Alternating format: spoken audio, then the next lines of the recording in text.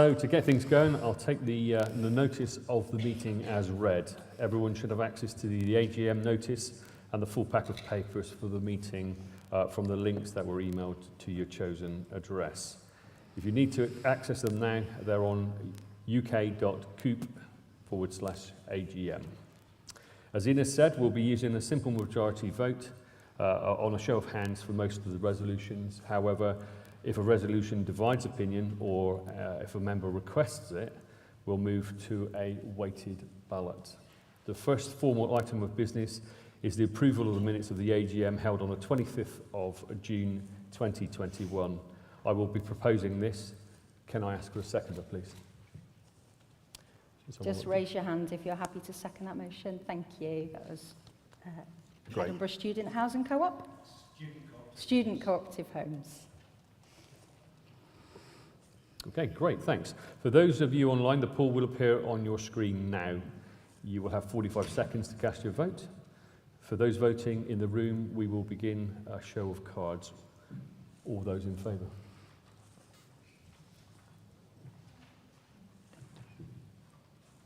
Okay, thank you. And any members against the resolution, please? Okay, thank you. And any abstentions? Okay, thank you. Do the online results reflect those in the room? We just have to wait a second. You'd be surprised how long 45 seconds is. At the moment, I can still see that as an open poll. There we go. Can we confirm that the online results are the same as in the room? Yeah, that's passed. Thank you. Okay, thank you. Okay, so now we're going to hear from our CEO, Rose Marley. Rose will talk about the Cooperatives UK's achievements and our recent work with members and outline the impact we're aiming to have on behalf of the whole movement in the coming years. Thank you, Rose. Good evening, thank you. I am going to be talking a little bit about the past, the most recent past, and how that's going to forge our future, which is generally what I've been doing for about a year now. But the most recent past I'd like to talk about now is our annual report. You can find out all the details, we've got that on our website. But just to give you some highlights, we've got more than 900 direct members now with a really incredible retention rate. So that's the biggest membership that we've had. A record 345 members directly benefited from our advice in 2021. Because we've delivered more advice services than ever before. As you can imagine, we've been giving out a lot of HR advice, specifically around COVID and some challenges around the cost of living as well. We secured 1.68 million in external funding to drive our cooperative development programmes, and we've laid strong foundations for future cooperative enterprise. And events just like this one and our events online have been fantastically well received over the last year, with a 95% positive satisfaction rate from the delegates at our major conferences. Feeding your feedback forms from today, we're hoping for similar results. But we've had over 2,500 people attend our events, not both, but that's combined in person and online. So in terms of what we've been doing policy-wise, we got some really strong commitments from the Scottish Government to grow the cooperative sector and support housing co-ops specifically. Now we enjoy support for co-ops in Scotland and the National Strategy for Economic Transformation. We made sure that the UK government listed cooperative development as a possible local use of the new UK Shared Prosperity Fund, and we secured an amendment to the Help to Grow digital initiative to include cooperative and community benefits. We also secured explicit references to cooperatives in the UK Social Procurement Framework. As I'm sure you know, at Co-ops UK, as well as our training, advice, membership services, we also have policy and development. And we actually awarded 808,000 in match investments to 15 community co-ops. To give you some examples of these, we had grants to 24 beneficiaries, and that included Dewsbury Arcade in West Yorkshire, which aims to become the first community-owned shopping centre in the UK. These equity investments are a key part of our Community Shares programme of work, which will continue to grow in the coming years. Almost 800 groups benefited from our development work in 2021, surpassing our target of a 20% increase from the previous 12 months. Our business development also includes the Unfound Accelerator, which champions cooperative and ethical tech. And we run a 10-week business accelerator for new ethical digital website apps and platforms. And there's some really exciting co-ops in development because of that. We also launched the Ownership Hub in Sheffield with the then Mayor, Dan Jarvis. And that's been going really well. So that's very specifically, the Ownership Hub is a partnership with the Employee Ownership Association, and that's about developing worker cooperatives and multi-stakeholder cooperatives that include workers. And I'm delighted to say we're in talks with 2 other regional authorities, not very far from here, about developing the Ownership Hub going further. So that's a little bit about what we've been doing in 2021. Like I said, it's all in the annual report. But, you know, as we've just heard from Victor Adebowale, for those of you who've been at Co-op Congress, we need to lead a new era here at Cooperatives UK. We do have a fairly static cooperative economy. Over the last 10 years, the net gain in co-ops, so obviously we've had hundreds join, but the net gain over the decade is just 66 new cooperatives. And as again we've heard today, co-ops are needed, you know, particularly amongst those younger generations that, you know, quite frankly are inheriting a world that has got, a lot of the same problems that it did have 150 years ago when this movement started. So we do need to lead that new era of cooperation. We do need to work with our younger generations, and we do need to work with each other. We will be shortly launching a census. You can see there memberships of co-ops, and it's really important that we do say memberships, not members. What we want to understand is actually how many people in the UK are members of co-ops and mutuals and other democratically owned organisations. And we believe if we begin to understand this, that we will be able to develop more of that. You'll start to see our new strategy. Hopefully, you've seen quite a lot of our new strategy today already for those of you that have been here for Congress. Because this new era that we are leading, you know, is driven by a key aim, and this is the key aim of Cooperatives UK, that by inspiring everyone to be a member of a co-op and every co-op to be one of our members, that we will help to create a fairer society together. So that is an unconsidered statement, as you can imagine. The comms team and we worked obviously with the board on the strategy, and we pored over these words. But by inspiring everyone to be a member of a co-op, that does recognise a sea change in what Co-ops UK does, because ultimately, as a membership body that has predominantly co-ops as members, but certainly businesses, we're a B2B organisation. But this is recognising that we do need that C. We've heard it all day, you know, with the B2B to C. We've heard all day that we need to be talking to your members. We need to be joining all of that up, making sure that we are growing a movement and bringing people together. And again, in every co-op to be one of our members, that needs a bracket if we want them to be, because we are going to be that beacon. We are going to, you know, make sure that the values and principles are kept and held to standards. So that's a big piece of work that we've done there, working alongside .coop, the owners of the co-op mark international, the managers of it, and the designers of the mark as well, Calvert's. And we've put, an addition there, which is what I'm now calling a halo of protection, because this is basically saying, let's say you can technically and constitutionally be a co-op, but are you meeting those values and principles and standards in a way that the movement expects of you? So again, you're going to start to see a lot more of the development of standards. There's a lot of things, that we're concerned about at the moment across the UK, not least climate. So how do we start to understand and measure how co-ops are doing against that? In terms of our new strategy, like I said, I hope you're beginning to see it today. We have just in the last session there at Congress, we did get some young people to talk about why they've joined a cooperative and what they're doing. And, when we did this YouGov poll at the beginning of last year, and we asked young people what was on their minds, and we looked at some of those issues, housing, energy, climate, all of them had cooperative solutions, but young people really aren't aligned to the understanding that those solutions are there. We can offer hope as a movement, so that is a big key part of our strategy. Again, you'll have seen I just tweeted it before, but one of the packed out sessions today that was standing room only was the tech and digital session. I can't tell you how over the moon I am that everybody understands the need for us to join up our tech and digital and create an infrastructure that can truly harness the power of the cooperative movement.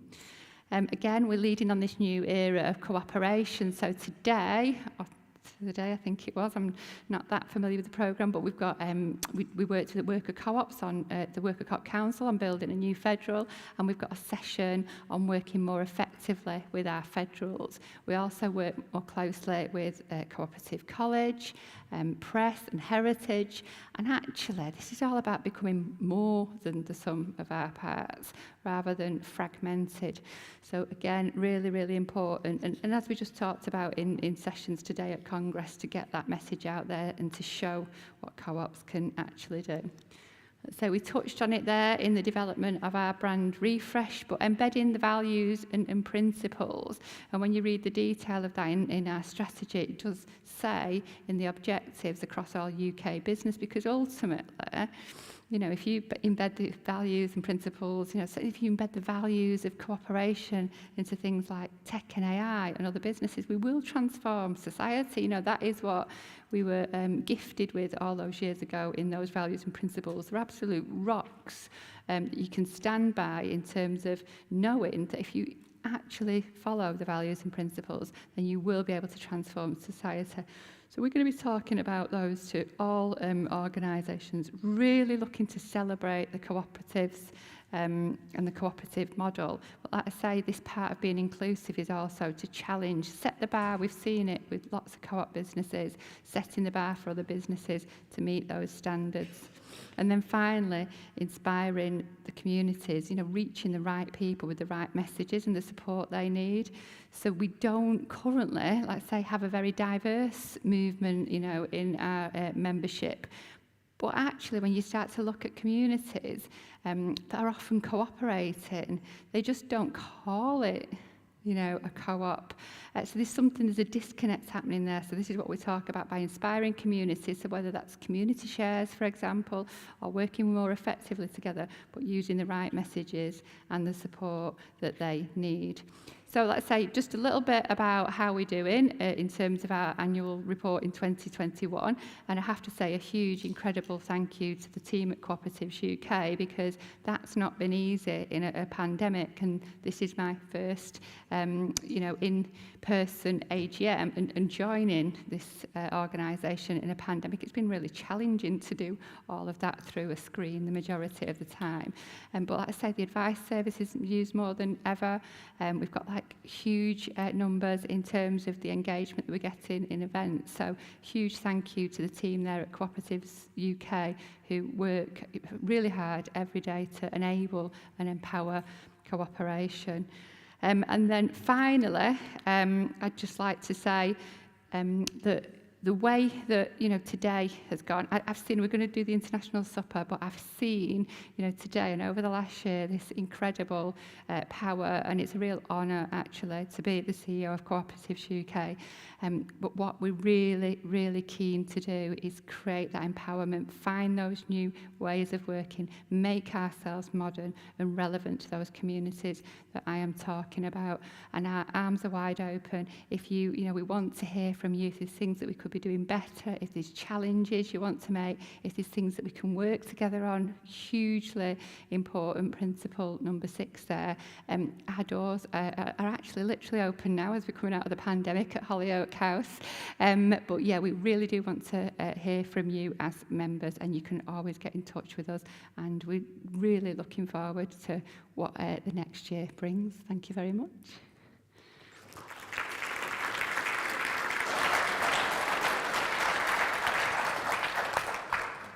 Thank you, Rose. Thank you for that.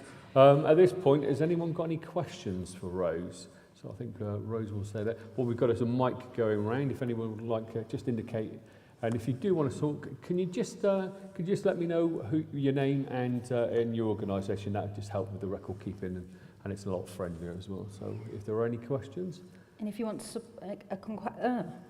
didn't come out in words. If you want to submit a question online, if you use the Q&A function, you'll type those in, and then I'll make sure they're read in the room. Any questions for Rose? That's great, actually. No, Rose, you've done such a good job. Just need people to warm up, don't we, Rose? I think you should make your way back over here. Fabulous. Thank you very much. Thank you.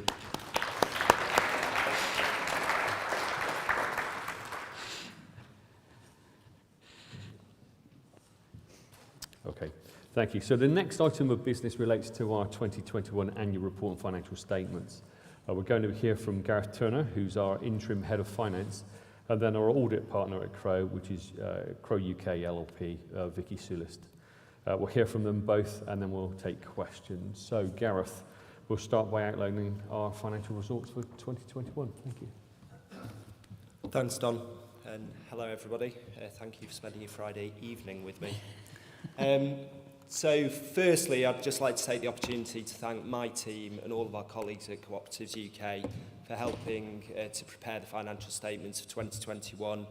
I joined the organisation midway through 2021, so it was quite a sort of a short, sharp journey to get up to speed, and I couldn't have done it without the help that everybody's given me. We made significant progress in the year addressing some of the issues that led to a modified audit opinion in the 2020 accounts. And whilst this year's accounts do include a modified opinion on opening balances, I am very pleased to report that the closing balances were satisfactorily audited by Crow UK. It was their first year, as I'm sure Vicky will tell you, as our new auditor, and as any of you who've been involved in an audit process with new auditors will understand, they go into particular detail on areas of risk, so they really did go through and scrutinise that process that we'd put in place. Our financial performance in the year delivered a pre-tax surplus from ordinary activities of £965,753. That was an increase of £535,000 from the pre-tax surplus reported in the prior year. So what drove that increase? Firstly, we had a net increase in equity investments. So these are the investments we make using money from external funders like Power to Change, like the Architectural Heritage Fund, in community organisations and cooperative organisations. So the increase was £280,000 from that area of our business. We had a higher net project income of £107,000 last year. So normally those of you familiar with our accounts will note that our project income matches our project expenditure. For a number of reasons which I'll touch on later in this presentation, last year we had £107,000 of unmatched income, which was part of that £535,000 increase. We also had lower expenditure on core activities of £60,000, mainly due to the impact of the coronavirus. So as I'm sure you've all experienced in your own organisations, it affected day-to-day activities.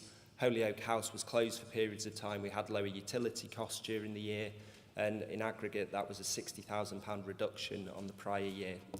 We also had higher income from core activities of about £80,000. Now that was mainly from a review of historic deferred income amounts, so where we've been given funding, given money previously by funders to deliver pieces of work. And as any new head of finance coming into an organisation would do, I undertook a thorough review of the balance sheet and identified a number of income streams which we could release into the accounts last year, and they were all agreed with Crowe, our auditor. Our balance sheet position improved during 2021, with reserves increasing by about £870,000 to £4 million in total. And that was due to two things. So a net equity investment of £615,000 and a post-tax surplus of £250,000. Our cash flow position improved during the year to £2.1 million, so that's our liquid assets, with a net increase around £260,000, which mainly came from operating activities in the year. Now, in the notes to the account, you'll note the net income, which I've already touched on, generated an unmatched amount of £107,000. Now, that related primarily to service contracts that had been concluded in the year and the release of some immaterial income related to work completed in previous years. Now, what that means is where we were given, say, for example, £20,000 to carry out a contract, we might have delivered it sort of slightly cheaper for £18,000 of actual sort of costs. The balances had been held on the balance sheet, so through that process of reviewing all of those amounts of money, we identified a number of amounts which could be released in the year. Employee remuneration, after the deduction of salary costs that are charged directly to the projects that we run, increased by 7.3% from £1.3 million to £1.4 million. That was driven by an increased headcount of 2 roles during the year and a pay award on average of 3.5% to our staff and some one-off costs relating to staffing changes during the year. Our investments in cooperative shares and other ethical funds totaled £1.75 million at 31st December 2021 and generated £33,000 interest payments in the year. There was, however, a reduction in the year of about £7,000 in the value of our investment held in the Royal London Ethical Bond. So it started the year at £260,000 and at the end of the year it was valued at £253,000. Important to note there that our initial investment was only £250,000, so it's still higher than the amount that we invested, and it is normal for that type of fund to fluctuate over time. During 2021, we made equity investments of £808,737, Rose noted, in cooperative and community benefit societies. And that took the total value of our booster investment portfolio in those organisations to £3.2 million, which I think is a great success and something that we should really reflect on. The additional investments in 2021 were funded by Power to Change and the Architectural Heritage Fund.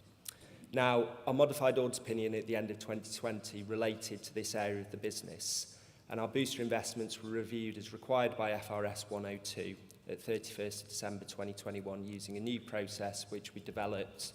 Well, the development of it started prior to me joining the organisation in July, but throughout the second half of last year we developed to a point that we agreed with the board how we would review those investments for indicators of impairment. That resulted in a total impairment charge against the portfolio of £414,000, of which £174,000 was taken through in the accounts last year. As a result of the additions and the impairment charge, the net book value of our booster investment portfolio increased from £2.16 million to £2.78 million at the end of last year. So finally, I'd like to thank you all for your membership and ongoing support of Cooperatives UK, and I will now hand you over to Vicky Shoelist, who is a partner at Crowe UK LLP.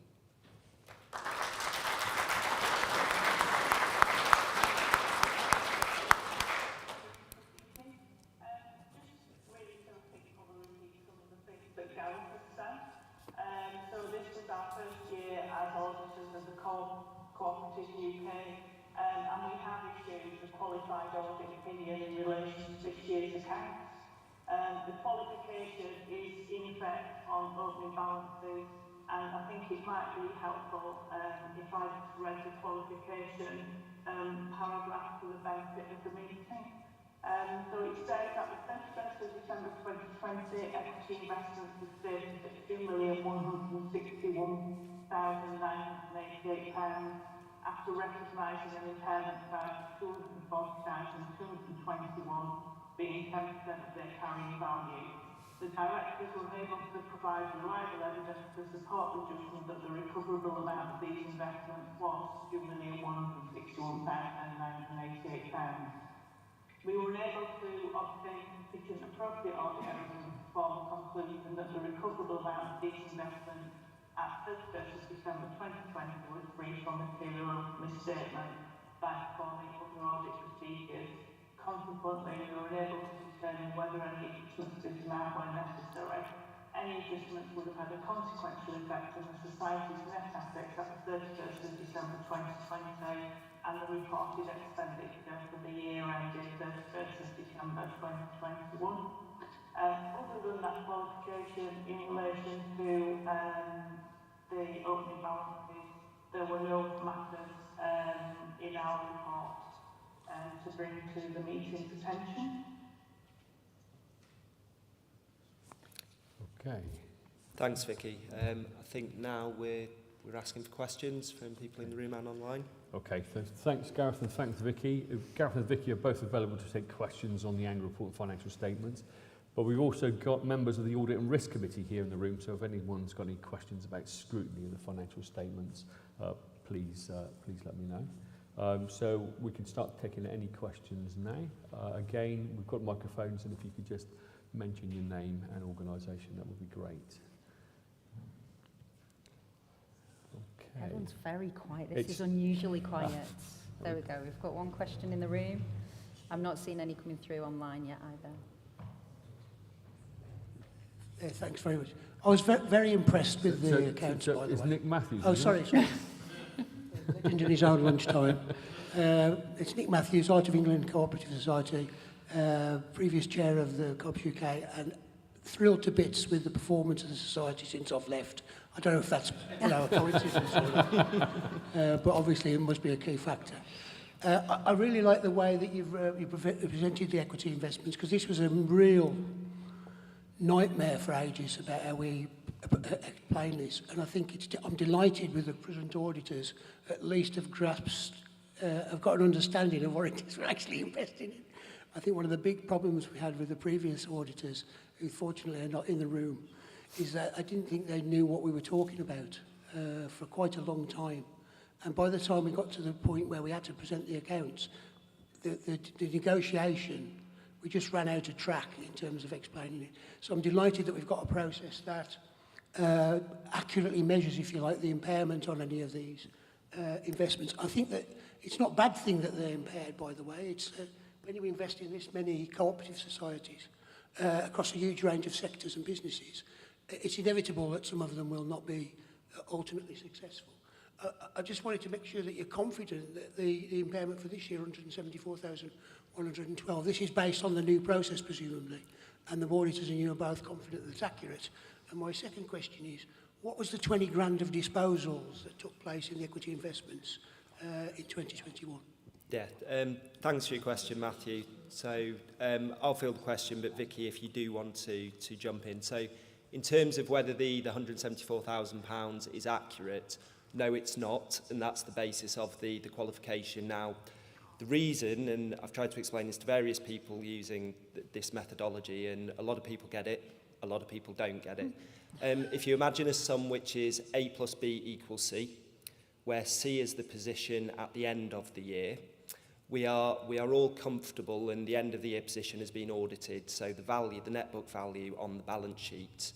What hasn't been able to be audited and isn't correct is the charge in the year, the £174,000, and that is because the starting position, so the closing balance at the end of last year, which led to last year's modified audit opinion, was obviously, we can't say whether or not that's correct. Therefore, if that's A, and we know that C is correct, what we can't say is whether B is correct or otherwise. So we're happy with the total of £414,000, but the charge in the year could have been any number between 0 and £414,000, depending on whether that position at the end of last year was in reality nil, 100,000, 150,000, which we can't say. Hopefully I didn't lose you all there. The ratio of glazed over versus really interested. I've got a linked question online. Am I okay to go to that? Sorry, the disposal. Yeah. So the type of shares being withdrawable shares, societies that we invest in can pay us back, and do. So there are a number of societies that have reached the point where their financial positions are strong enough to begin paying us back. So effectively disposing of the shares that we hold in them and giving us that money back. That money comes back to us, and the terms of the contract are that we have to reinvest it in similar societies in a similar way. So that will sit on our balance sheet and then be reinvested in those types of societies. Sorry to come back on that. That's actually very good news and sounds much better than it's at disposal. So I think if we get more of that, you know, it'd be good to just have a little note explaining that actually this is great news that these societies are so successful they're able to give us the money back that we gave them to start off. And then we can reinvest it in some new ones. Fantastic, well done. Thank you, Nick. We've got a question online. Yep. So a question from Patricia Alexander says, how long can Cooperatives UK go on accepting a qualified audit report? Okay, so we're not going to accept qualified audit reports going forward, but I'll hand across to Gareth or Vicky and he'll explain why. Thank you. Yeah, so I think what I would say is that the qualification this year has effectively carried forward from the end of last year. So as I've just explained in my answer to Matthew, the position at the end of the year, so the net book value of the investments has been audited as correct, and the process that we've put in place in order to review the investments for indicators of impairment, which is a judgmental process and always will be, because you're looking at an investment and saying whether or not you think that there is reason to impair it. But the process we put in place to do that, and then the process we have to quantify that impairment, has been scrutinised by Crow and by Vicky's team, and they are comfortable with that. So as long as we go through the same steps at the end of this year, we shouldn't have the qualification going forward next year. Thanks, Gareth. I think just to say that is correct. It is a judgment, it's never going to be an accurate position. So when we audited it, we have told where we reached a different conclusion to the finance team at Co-ops UK. But 2 we thought should be higher and 2 we thought should be lower, and overall the net difference was very small in terms of what is a judgmental area. So we're certainly happy with the process that's been adopted this year, and if that continues to be adopted next year, we wouldn't anticipate being in this position again. Okay. Thank you, Vicky. Thank you, Gareth. Are there any more questions? If not, we're going to move on. Okay, thank you. So thanks for the questions and thanks for those comprehensive answers, both. Thank you.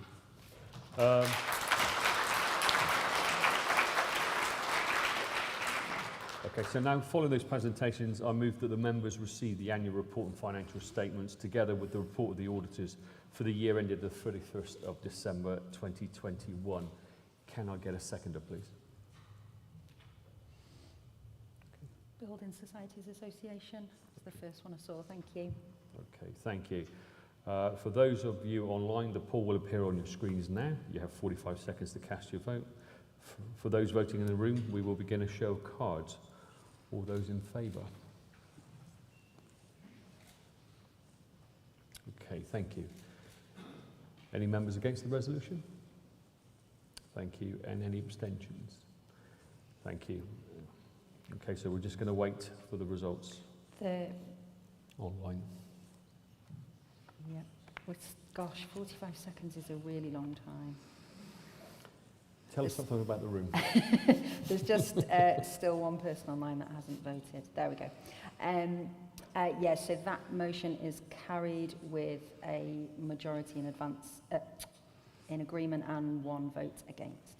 Okay, thank you very much. Thank you for that. So we'll just move on now. I'm going to call upon Mark Simmons, Chair of the Governance Committee, will now propose an addition to our rule book. Thank you, Mark. Hello. So I am currently the Chair of the Governance Committee for about probably another 30 minutes. And it falls to me to propose this resolution, which is to basically add a set of clauses to our rule book. But for context for this, most of you will be aware that Cooperatives UK actually provides a registration function for cooperatives and maintains a suite of model governing documents, rules and articles, etc. These are regularly reviewed, and as part of that review and in conversation with our lawyers, it was pointed out that we currently lack in our rule book and in our models, or we did really lack it in our models, the power to suspend a director. So there is the power there to remove a director and in Co-ops UK's case, that power resides with the board. But in the extreme position where it was felt that there was a need to suspend a director pending an investigation, we didn't have that power. So we were advised that that was something that we should put into our new models, and as part of our policy of basically walking the walk, and actually our governance reflecting what we recommended to others, that we would put it into our own rules as well. So that's what this proposal is. So it is that we would have new clauses 143 to 148, which would include a power to suspend a director pending investigation. So that works alongside the existing clauses 140 to 142, which were the power for the board to remove a director. So the only other thing I'd want to point out, apart from saying that this has probably dominated the business of the Governance Committee over the last year, we've been backwards and forwards with this quite a few times to the board, we've made modifications, and we've got to the point where it's something that's good enough and now safe enough to try and the board are happy with, and that clause 148 here, that says the board shall seek to adopt supporting guidance for the process of suspension of a director, which will include consideration of when it may be appropriate for the board to ratify the decision to suspend. That guidance has also been developed by the Governance Committee, and also we have reviewed the Code of Conduct for directors within Cooperatives UK, and we've included a new conflict of interest policy as part of all that. So there's a whole suite of new internal guidance and secondary governance that's ready to go with this, should you pass this resolution today. And I'm happy to take questions. Okay, thanks, Mark. So does anyone have any questions at this point? Okay, I'm looking round. Just give people online a chance to type. Sure, there's several people furiously typing away. Well, if they're as quick as typing as I am, we could be here for a while. I think we should always have a planted question just to give the people online a chance to type. That's my parting shot. There we go.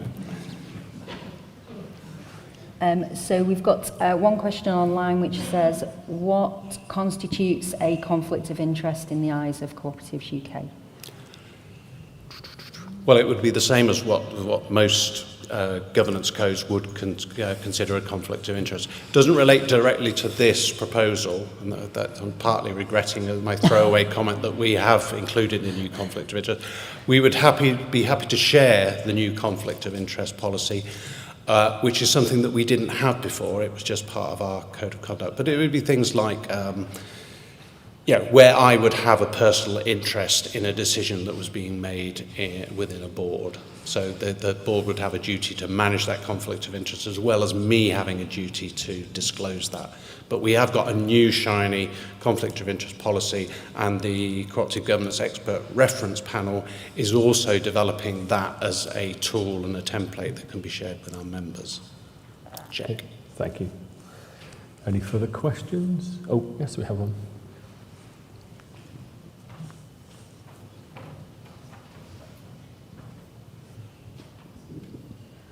Hi, Jane Avery, I'm President of Central England Co-op. This isn't so much a question as a comment, really, about this rule.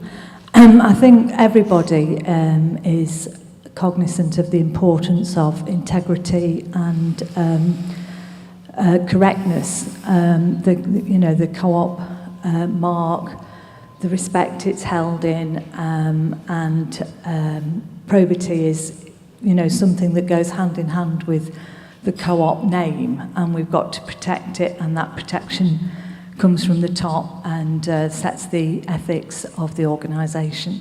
So technically, I think the ability, if there is a complaint about a director, to have embedded rules that would swiftly address issues is something that would be quite hard to argue with.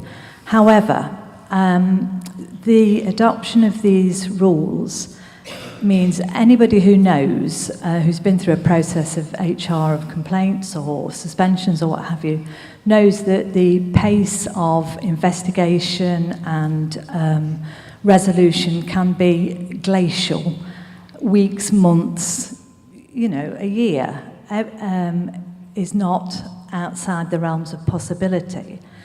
And the legal advice I have as an elected director is that if I was subject to a written complaint and suspended, and that process, say, lasted a year, then the fact that I'm suspended does not remove my director's responsibilities or duties.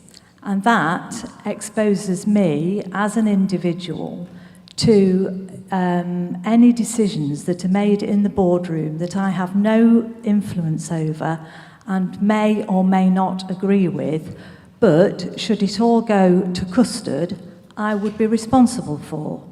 And on that basis, I think if these rules are adopted, not only would I have to consider my position, because I think that leaves me exposed, not that I expect to be complained about, but who knows, but it would make it really difficult for us to go out as a democratic organisation and say to our members, do all the education and bring them on as committee members and so on and so forth, and say, now come on our board, oh, and by the way.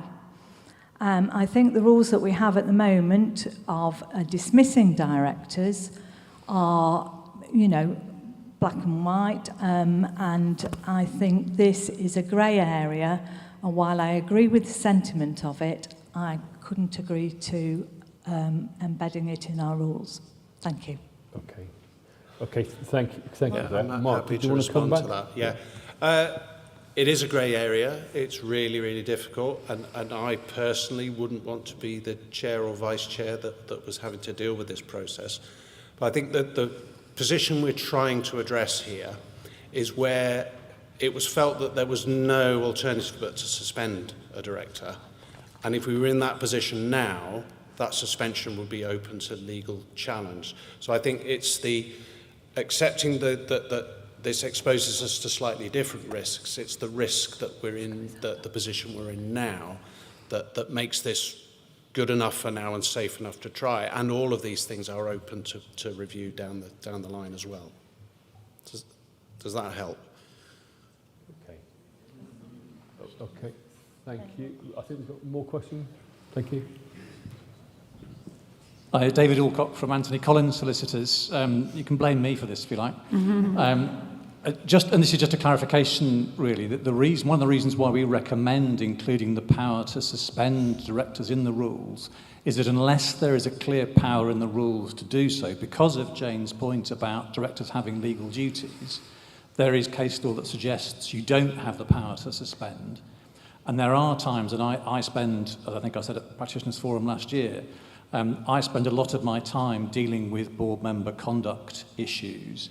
And sometimes you need to be able to suspend people because of the nature of the conduct involved. It isn't a presumption of guilt. It is simply that because of the nature of the allegations, you need to remove that person from involvement with the organisation. So our advice was, when we were considering the model rules process, that unless you have that power, you can't, there may be some doubt as to whether you can validly suspend someone. So that's why we recommend it should be in there. In terms of the point about legal duties while you are suspended, our view would be that a court would recognise, because there was a power to suspend in the rules, partly, a court would recognise the position you were in when it was considering your personal liability.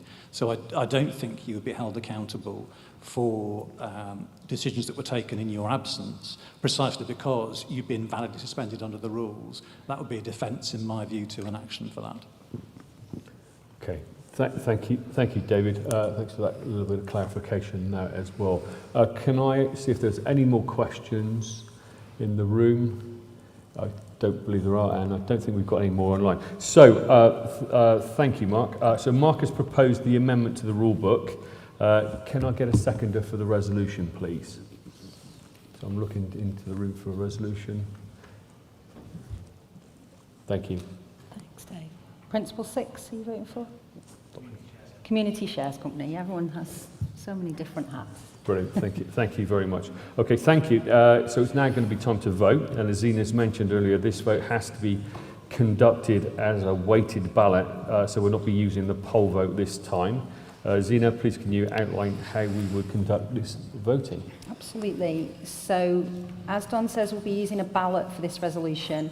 That means that votes are cast using the weighted voting arrangements. Details of those weighted votings are available on our AGM webpage, and they're calculated using a formula agreed by the board that links to subscriptions. All decisions to amend our rule book are made using a weighted ballot, and the threshold for the resolution being passed is a 75% majority of those votes cast. For a ballot resolution, I'm required to ask members to appoint a scrutineer, and that needs to be somebody who is in the room who can independently oversee that the process is being followed properly. So could I ask if anyone is happy to volunteer to scrutineer this vote? Phil. Perfect volunteer, as he isn't here from any particular co-op. So great, that's great. Thank you, Phil. For the minutes, that's Phil Marshall. I never say it right, Marshall. Sorry. So for those of you in the room, you'll need to tear off a voting slip and indicate how you'd like to cast your vote. We're using vote A voting slip on your cards. If you wish to abstain on this vote, then please either don't put your voting card in the ballot box or put a blank voting card into the ballot box. The tellers will collect your voting slips, and then our chief teller, Gareth Turner, who you saw before, will oversee the count, and that will be scrutinised by Phil. For those of you who are online, the ballot for our online attendees will be used using the chat function. So that ensures that no other members are able to see how you're voting, and those messages just come through to Gareth Wright. So shortly, Gareth will send the resolution as a chat message, and you're asked to enter the words for, against, or abstain into the chat message in a reply to Gareth Wright. We don't use a poll because we need to ensure that appropriate weighting is given, and that just enables us to do that here in the room. You should be able to see the chat function fairly easily on your screen. Once you press enter, then you have formally submitted your vote. You'll have about 2 minutes to place your vote, but we'll keep an eye on making sure that everybody's had the opportunity to cast their vote online. Don, I think that's everything I need to go through unless anyone's got any questions, but I can hand over to you. Just a reminder, if you're online, you're typing the word for, the word against, or the word abstain. Okay, so I don't need to don't need to repeat that again. Yeah, no, I think we've got that. Good. Okay, so the poll's open. The poll's open online. We're voting in the room as well. I've got to say, this is very exciting. This is. If you've got a voting card that you need to give to a teller, if you just hold it up in the air, so that we can make sure they're all being collected.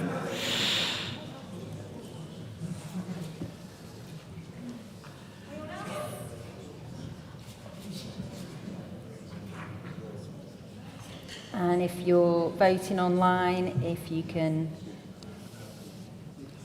send those messages. If you can send your message to Gareth Wright, perfect.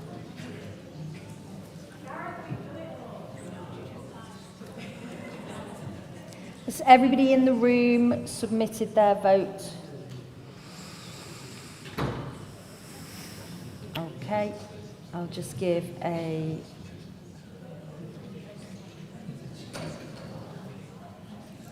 few more minutes for those online.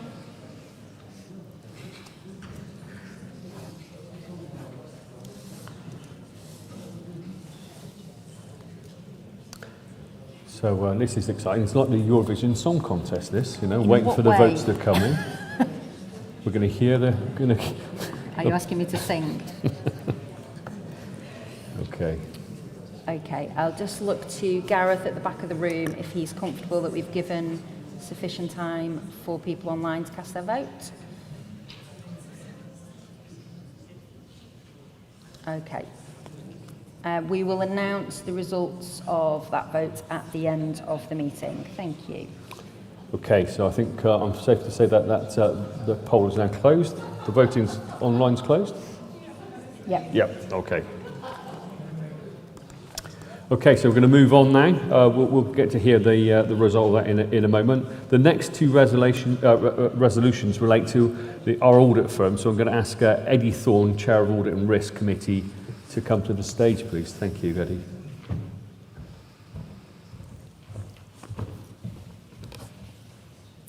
Good evening, members. As Chair of the Audit and Risk Committee, it is my pleasure this evening to present two resolutions proposed by the Board. Both resolutions relate to the appointment of a firm of auditors, and we will have separate votes for each resolution. After a casual vacancy with our firm of auditors occurring in November last year, we undertook a competitive tender process, albeit earlier than planned.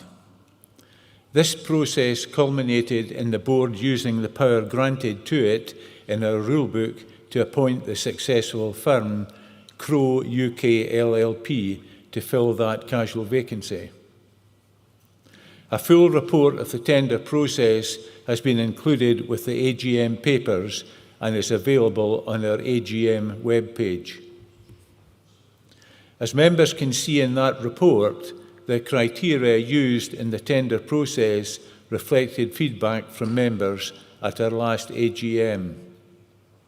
It ensured that those firms taking part were assessed both in terms of technical skills and understanding of the society model, but also how their own organisation demonstrates alignment with the values and ethics of our movement.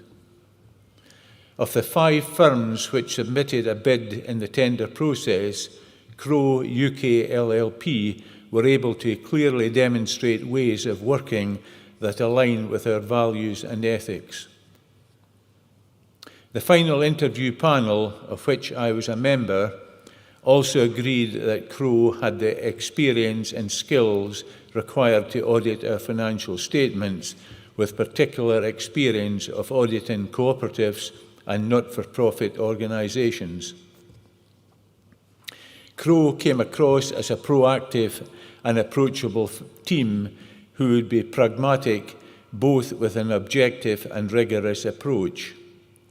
Their representatives demonstrated the value they could bring to scrutinising our compliance with applicable law and UK accounting standards, whilst also offering best practice advice on areas of risk for Cooperatives UK. Before we move to the resolution to ratify the Board's appointment to the casual vacancy, does anyone have any questions about the tender process or the proposal being made?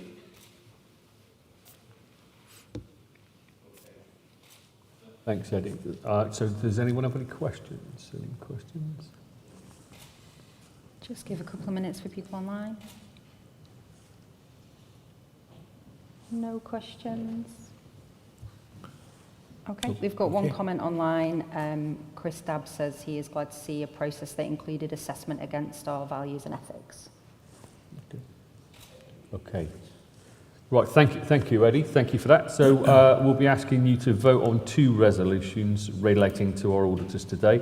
The first is to ratify the Board's decision to appoint Crow UK LLP as auditors. Can I get a seconder for the resolution, please? Thank you, Co-op Culture. Thank you. Okay, thank you. The resolution is on the screen. So we'll begin the voting. The poll will be on your screen. If you've attended online, you'll have the 45 seconds to place your vote. For those voting in the room, we will begin a show of cards. All those in favour? Thank you. Any members against the resolution? Thank you. Any abstentions? Thank you. So we'll just wait for the online result now. And Zeno, What colour would you call that wall? Would you call that grey? It's incredible that vote took 14 seconds in the room. 45 is a very long time. Once we're comfortable that everybody has cast their vote online, then we'll close the poll. So not grey then? Okay. Not grey. So the results online follow those in the room virtually. That motion is passed on a majority with 1 abstention. Okay, thank you. I'm going to back to Eddie now for the second of the auditor resolutions today. Thank you, Eddie. Thanks, Don. We will now move to the second resolution. The proposal for your consideration this evening is that following an open tender process, you members are asked to agree the appointment of Crowe UK LLP as auditors to hold office from the conclusion of the meeting until the conclusion of the next annual general meeting. Okay, thank you. So we'll move straight to asking for a seconder for this resolution. So can I have a seconder, please? Thank you. What co-op are you from, please? Delta T Devices. Perfect, thank you. That was Delta T Devices. So thank you. The resolution is on the screen and we'll begin voting. Again, the poll will be on your screen for your attending online. You'll have 45 seconds to place your vote. For those voting in the room, please begin to show cards. Thank you, Rose. We're getting used to this, I think. Thank you. In favour, thank you. Any members against the resolution? Okay, thank you. And any abstentions? Thank you. I'll just give them a few more minutes for those online.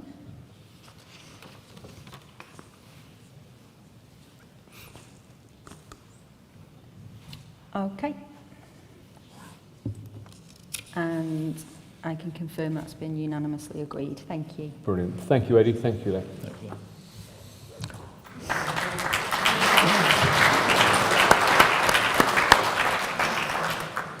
Okay, thank you. So our next agenda item is for an advisory vote of members. This is explained in the notice of the meeting, and I'll hand across to Tanya Noon, Chair of the Remuneration, Appointments and Succession Committee, to make the proposal, please. Thank you, Tanya.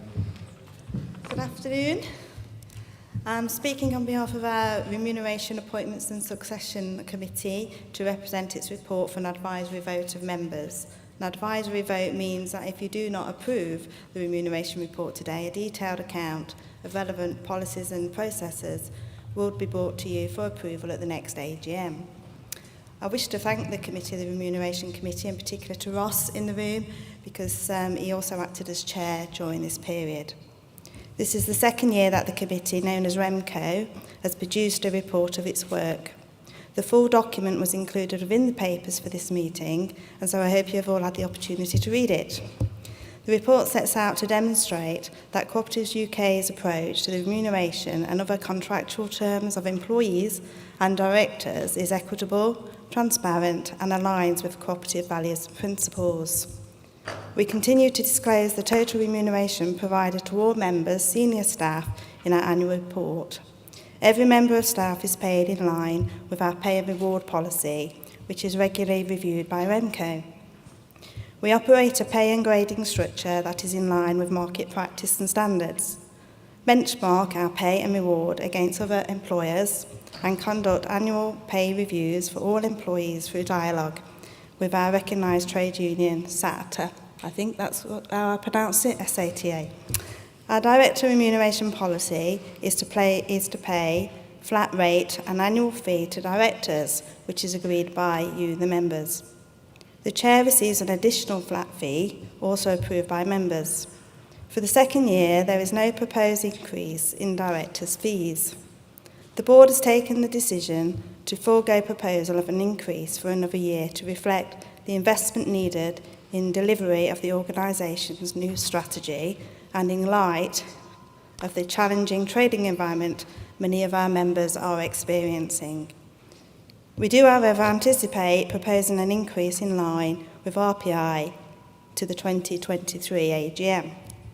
In terms of REMCO's activity in 2021, the committee introduced a new process for setting and reviewing objectives for the CEO, fulfilling its remit to recommend appointments to subcommittees and external organisations, oversaw work to review the pay and reward policy and approve the approach to annual salary increases. Remco also led work with the board around culture and diversity, equity and inclusion, and a whole board performance appraisal.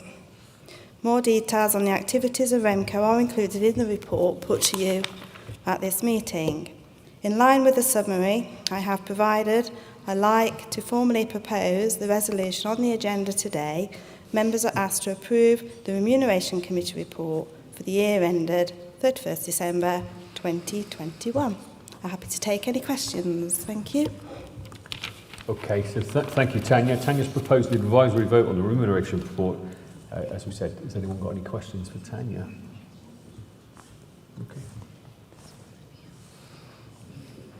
We'll just bring in a microphone question in the room.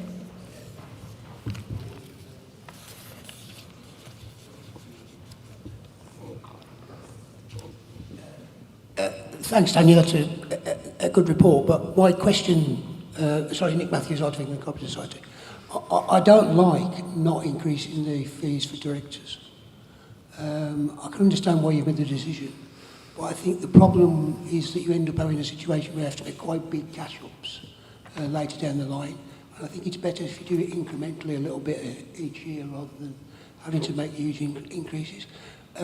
Since the board's now reflecting more of the wider movement, a lot of the people on the board are not particularly coming from highly paid cooperative positions.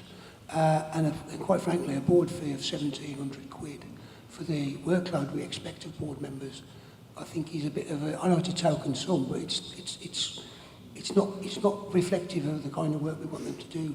So I'm just marking your card that next year it's got to be at least the RPI increase. But the danger of that is it could be quite a big number because we haven't, we didn't do it this year. I appreciate your comment, Nick, and I do, and when I was in Remco, your thoughts were in my head all the time. So I did think about that. The board made that decision, and I think, like you, it is important to have those increases year on year so you don't have a big jump. We do understand that, but as I said, reflecting what's going on in the economy, etc. And most of us on any co-op board don't do it for the remuneration. We do it because we love doing it, and and some co-ops don't pay any remuneration for their work. So even the subcommittees don't get any additional fees. We do it because we love it, but I know that's not right either, Nick. So I take your point on board, and hopefully this time next year we're in a good position to be able to bring a proposal. So thank you for your question. Okay, thank you, Tanya. Any further questions? I don't believe so in the room. Okay. So we're going to move on to, I need a seconder, please. Would someone like to second the Tanya's motion? Thank you, John. Okay. Okay, so the resolution will be on the screen in a second. Thank you, Tanya. That's lovely. Thank you. Okay, so I'll read that out again. Thank you. The resolution's on the screen and we'll be voting. Again, the poll will be on your screen if you're attending online. You have 45 seconds to place your vote. For those in the room, I can see you. Someone's already. Those in favour, please. You can raise. Thank you very much.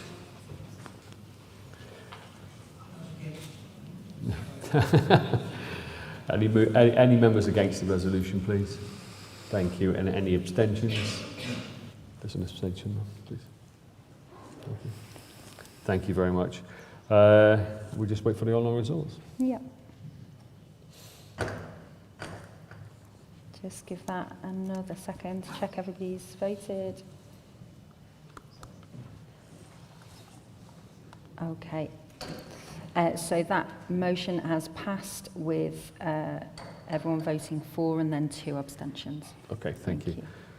So we should now have the result of the other rule amendment. Yep, I can confirm. The scrutineer isn't back in the room, but I'm assuming that isn't a problem. I can confirm that on a majority, the motion has passed to amend the rule book. We will just wait for the scrutineer to come back in to confirm that he is comfortable with the process.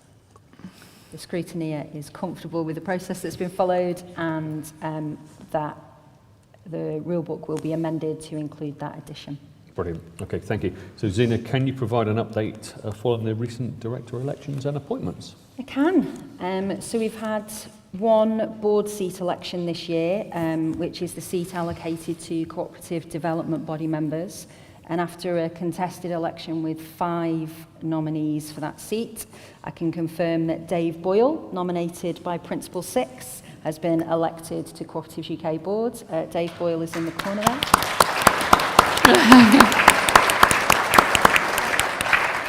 Congratulations, Dave.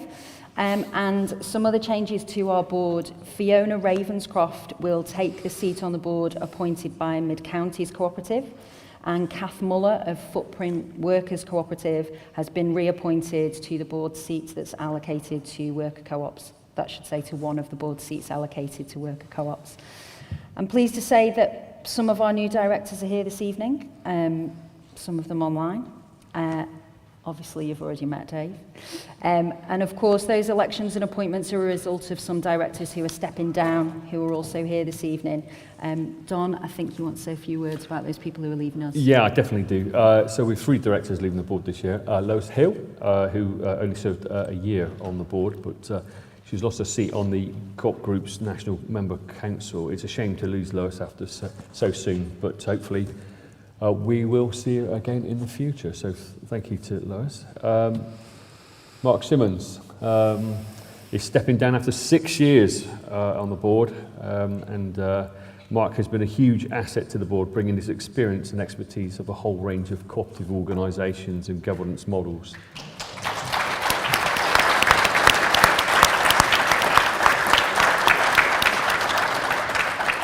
Just to finish this off, Mark has been a chair of our governance committee for the past few years, and he's also stepping down from the governance expert reference panel. You've been very, very busy, and we thank you for everything that you've done.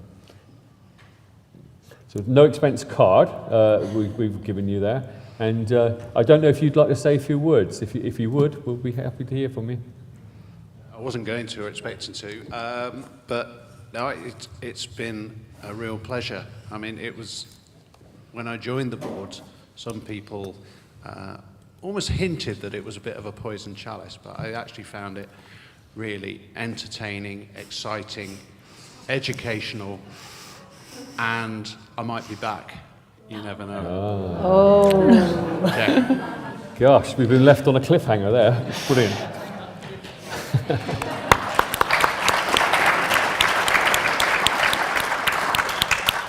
Thank you, and also, finally, this is also the moment when Vivienne Wardell steps down from our board after 9 years. I'm imagining that almost everyone in the room knows Vivienne, whether you're an established part of the cooperative movement or part of the emerging new sector. Vivienne will have made his mark. We've had the benefit of his wealth of cooperative knowledge, and we've turned to him on many occasions, me personally. That's hard to imagine a boardroom without him. Vivienne, thank you for everything. Thank you for all your guidance. Thank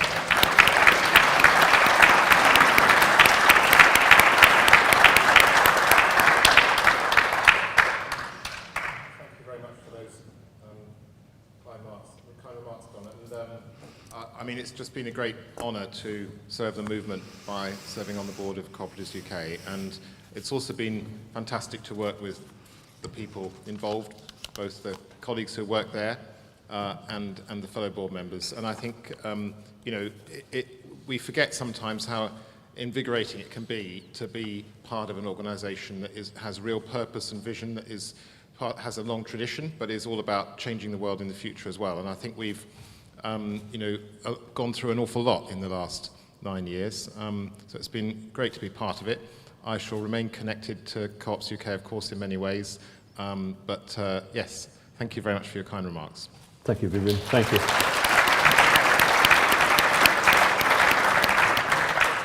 Now, members, you will notice that I've been following a script pretty closely.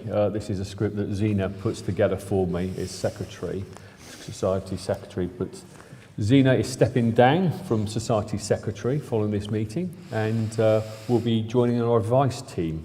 I know I'm in trouble now because I promised I wouldn't say anything, but Zena, thank you so much for everything you've done for the Society. I'm glad you're not leaving us and you'll still be there, so we can still rely on your expertise. And on behalf of your colleagues and from the Board of Directors, we'd like you to accept these flowers from us as our grateful thanks. From my new line manager. Mm-hmm. Thank you. Thank you. Thank you, that's kind. It will be a great opportunity to be out with members again, which is where I came into Co-ops UK, was in the advice team many years ago. But it will be odd not being in the boardroom. I've been in every board meeting with no apologies for, oh no, I took maternity leave, that doesn't count, does it? For 11 years, I think it is, because before I was secretary, I was in the room doing the minutes, so yeah. Enjoy, everyone, without me in the room. Thank you very much, thank you. And please don't be too upset with us for that one. Well, that's it from us. Thank you to members attending this year's meeting. Thanks to those online.